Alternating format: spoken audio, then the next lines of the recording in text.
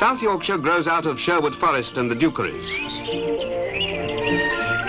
It's still a country of isolated collieries like Steatley and Maltby, with miles of country in between. Rich country, rich for centuries, a country of famous names and places, like Wentworth Woodhouse. Then suddenly, the area bangs up hard against the steelworks of Rotherham, and Sheffield, reborn today as one of Britain's newest cities. Bullcroft, 530,000 tons.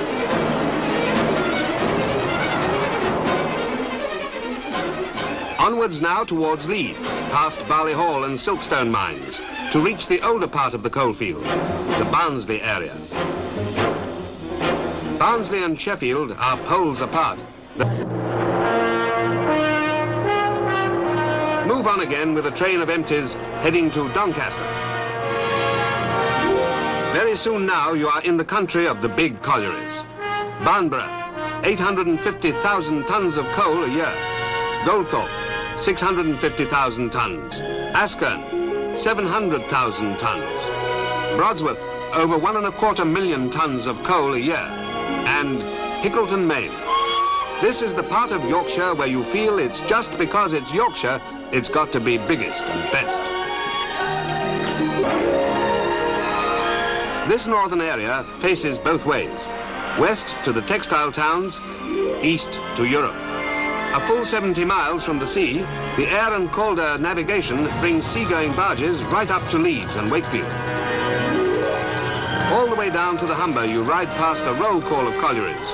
Rothwell, Waterhague, Saville, Allerton Bywater, Welldale, Fryston. This roll call spells power. Power for some of Britain's newest power stations.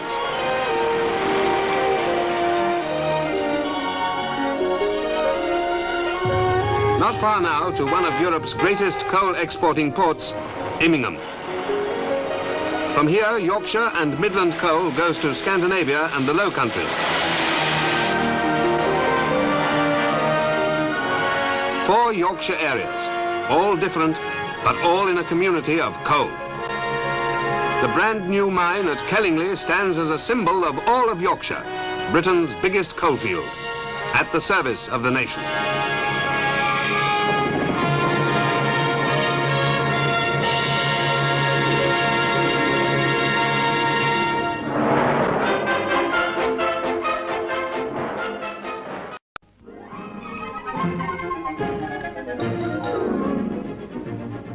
Within these 4 square miles of friendly Yorkshire countryside, the Turner family have been farriers and horsemen for nearly 200 years. 84-year-old Mrs. Turner, mother of 10, numbers among her strapping Yorkshire sons Britain's oldest colliery horseman.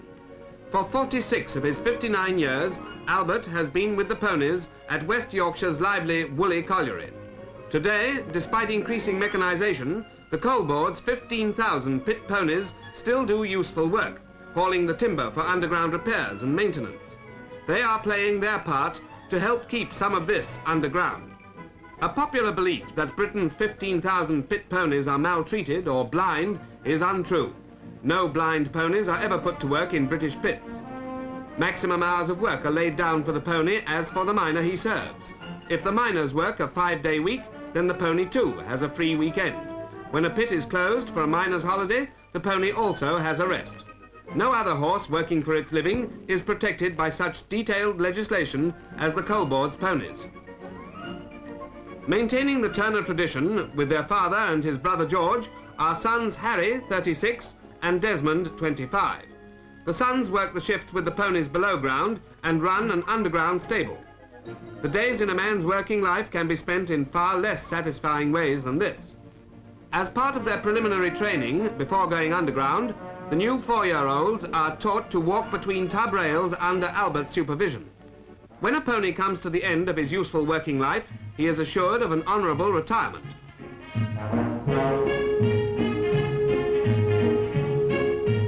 This is Tom, age 33, the oldest retired pit pony in Britain. Should a pony be sold, there is a risk that he may fall into unscrupulous hands. If no home can be found for him, and it must be a home that comes up to high standards, then he is humanely destroyed under the supervision of the coal board officials. In all the winds that blow, Albert cares for his 25 retired veterans who have done between 15 and 23 years of useful work. Nobody wants to lose old friends, and here is Tommy, who won a first at Maltby in 1953. After shift, the sturdy Turners sit around on stable chairs and discuss, by way of a change, some of the finer points of equestrian form. We are proud, and the Turner family can be proud of Albert's 36 years at Woolly Colliery. His ponies are contributing their share in helping the Woolly men lift an average of 18,500 tons of good West Yorkshire every week. By hand.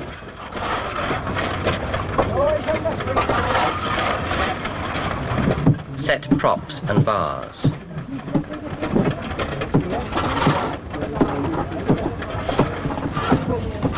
On the back shift, move the whole cumbersome apparatus forward again.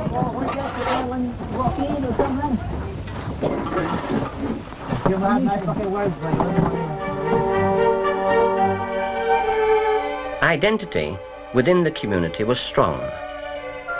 Social amenities were lacking, but the mining villages and townships clustered round the pits.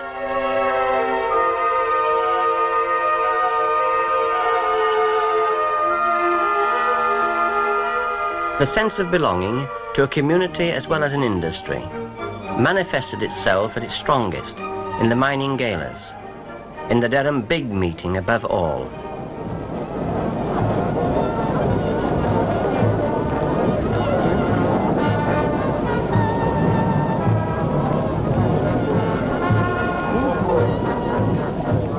Out of the social revolution of the 40s came nationalisation of the industry. After a war in which 5,000 miners had been killed at work.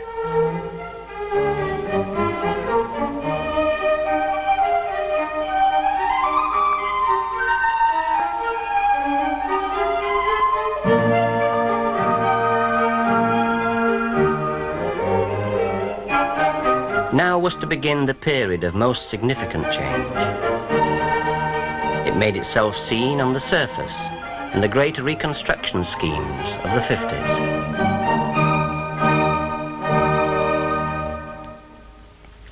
Underground was still the area of the hardest graft. On the faces came the earliest strivings towards mechanized mining.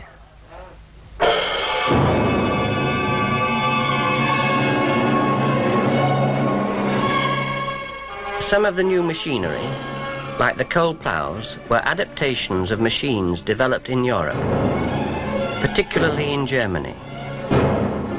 Coal mining has always crossed the boundaries of nations.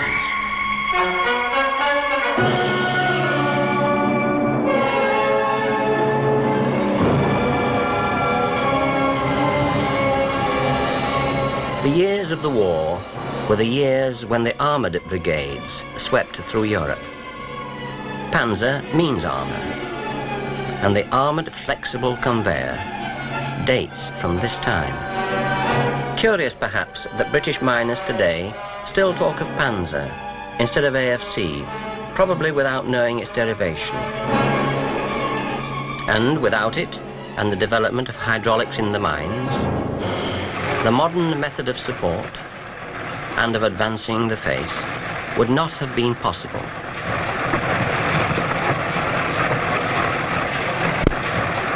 Out of the plough was developed the Samson stripper, an early form of self-advancing cutter loader.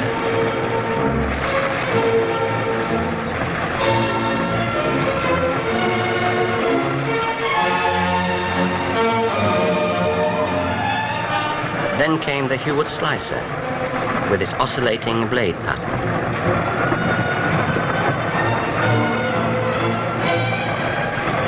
The Miko Moore cutter loader, designed before the war, was a development of the early coal cutters, but it loaded the coal as well. Under the post-war Lend-Lease agreement, equipment came from across the Atlantic. The American Joy Continuous Miner was to pave the way for the Canadian Dosco.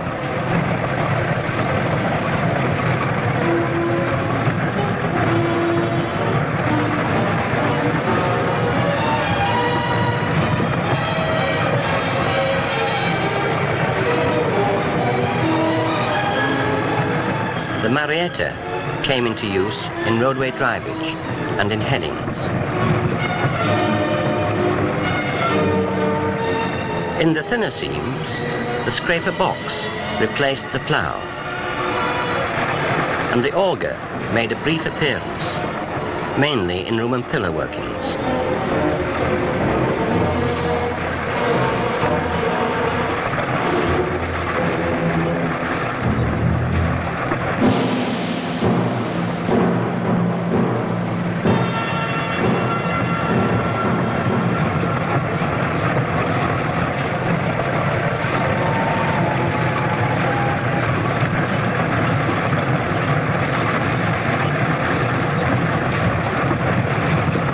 Attempts were made to speed up haulage and transport of coal by means of local inventions, like the Lambton worm.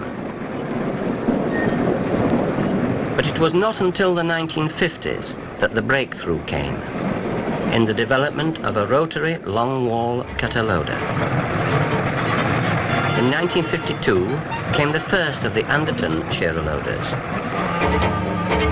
a rotary drum cutter with a plough to divert the coal onto the armoured face conveyor.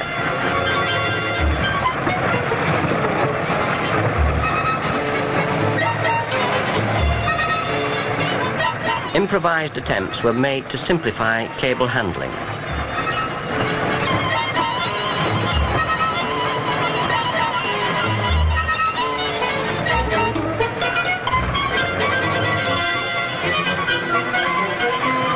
The trepanner was next on the scene, using rotary cutters in two planes to cut and load at the same time.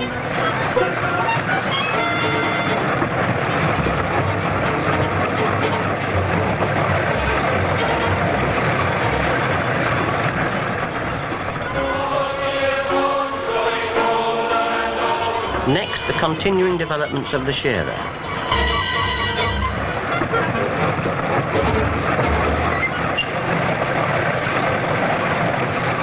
The single-ended ranging drum.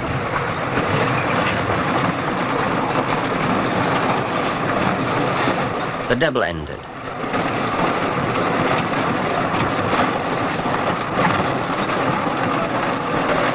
And the nucleonic steered versions, sensing automatically the difference between roof and coal.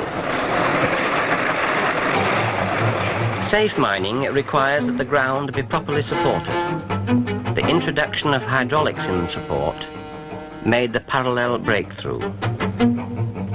During our 40 years, we have moved from rigid wooden and steel props with bars and lids through yielding supports, first frictional and then hydraulic, to the fully integrated, self-advancing supports, which now are an essential ingredient in the mix of modern mechanized mining.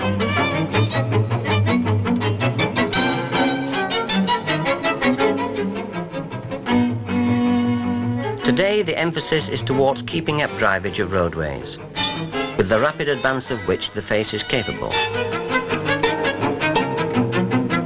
The fast drivage of headings is essential to enable retreat working to expand.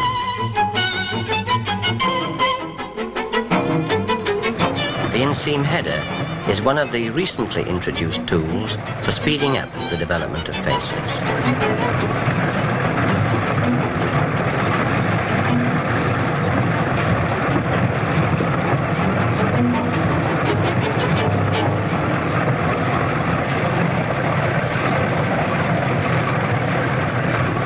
With fewer men and even more costly machinery, it becomes possible to establish coal faces we only dreamed about 20 years ago, in the early high-flown idealism of the remotely operated longwall face.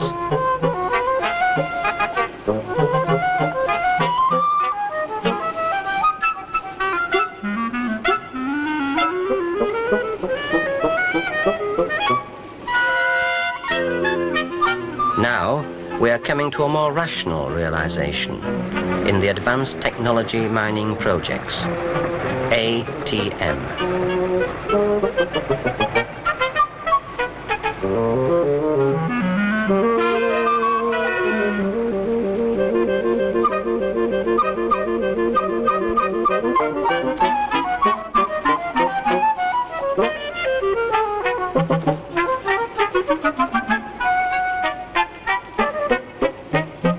The day of the £3 million face is not far off. But painstaking though our progress has been, we can still take pride over the years in the introduction of British longwall mining techniques and in the use of British mining machinery to the other coal mining nations. Coal mining has always been international. Leave the face now and retrace our steps. After 40 years, the picture has changed.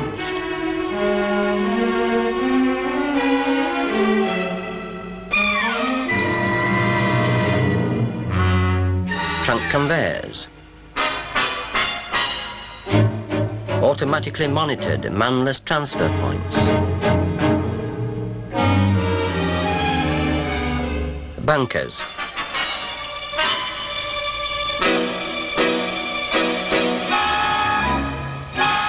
Trains hauled by diesel or electric locomotives. Mine cars. Man-riding carriages.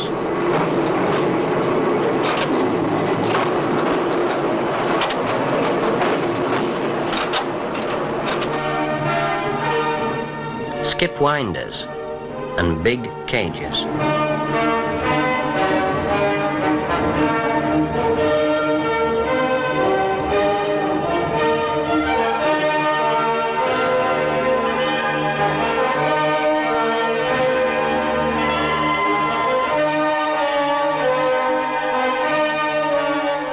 Movement and environment monitored and sometimes controlled from the surface, and an emphasis on safety which has made British mining the least hazardous in the world. Inevitably, there are now fewer men, more machines, more systems. Are these fewer men better men? They are undoubtedly more privileged men. But they are still miners.